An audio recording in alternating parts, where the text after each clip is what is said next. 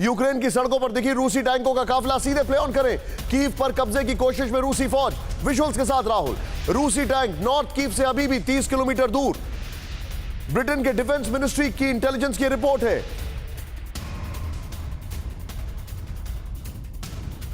एक बार फिर से मैं खबर बताऊंगा। यूक्रेन की सड़कों पर दिखा रूसी टैंकों का काफिला, कीव पर कब्जे की कोशिश में रूसी फौज। सीधे दिखाएं विजुअल्स, ये देखें, फुल फ्रेम पे विजुअल्स दिखाएं।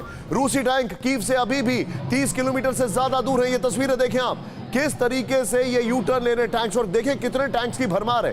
अगर रशिया का यह हाल है तो आप क्या कहेंगे? ब्रिटेन के डिफेंस मिनिस्ट्री की इंटेलिजेंस रिपोर्ट है। अगली ब्रेकिंग पर आई है बड़ा तेजी से राहुल हमारे पास। रात भर यूक्रेन के शहरों पर रूस ने की कारपेट बॉम्बिंग। बड़ी खबर, सीधे प्ले ऑन करें। यूक्रेन के कई शहरों के रिहायशी इलाकों में जबरदस्त नुकसान, विजुअल्स के साथ सीधे प्ले ऑन करें।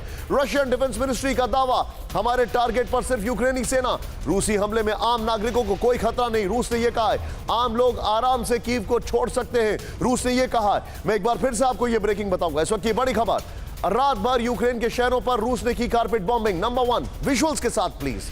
यूक्रेन के कई शहरों में रिहायशी इलाकों को जबरदस्त नुकसान। रशियन डिफेंस मिनिस्ट्री का दावा, हमारे टारगेट पर सिर्फ यूक्रेन की सेना है। यह बड़ी खबर है। मैं चाहूंगा ये दोनों ब्रेकिंग, दोनों विषयों के साथ जल कुलकर्णी के पास चलूंगा। सर, बहुत शार्प रिएक्शन लूंगा, बहुत सारी खबरें हैं। जल साहब, बड़ा सवाल यह खड़ा हो रहा है कि जो इन्होंने सीरिया में किया था, सीरिया में इन्होंने कहा लोगों से इवैक्यूएट करिए। जब लोगों ने इवैक्यूएट किया, they went full throttle, they did the complete bombardment of every installation they had. क्या यहां पर भी यही इरादा है? निशान, कई चीजें जो होती हैं, क्योंकि मीडिया जो है वेस्टर्न के हाथ में है, पर जहां तक कि न्यूक्लियर का सवाल है, मुझे नहीं लगता है कोई भी इस्तेमाल करेगा। नहीं सर, मैं आपसे ये बोल रहा हूं कि कीव में नहीं पहुंच पा रहे हैं, इनका डेस्परेशन है, लोगों को खाली करने को बोला है। सीरिया में भी यही किया था इन्होंने।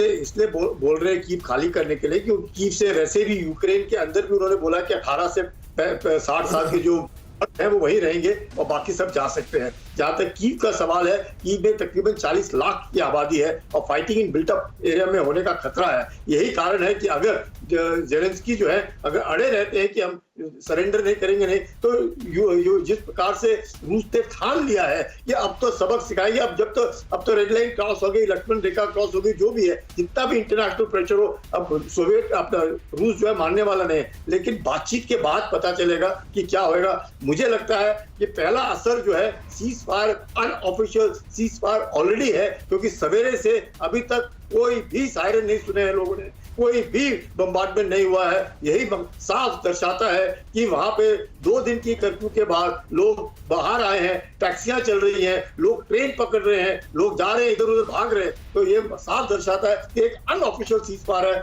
दोनों ही, यूक्रेन भी बैकफुट पर है और रूस भी बैकफुट पर है, इसमें कोई शक नहीं है। रूस ने भी मान लिया है बेलारूस को पे जाना, और अपना यूक्रेन ने भी कहा है हम बेलारूस में आएंगे। दोनों ने अपने अपने साइड, एक ने कहा सीज फायर, दूसरे का सर, मैं आपको थोड़ा सा रोकूंगा। परवाह देश की, सोमवार से शुक्रवार रात 10 बजे TV9 भारतवर्ष पर।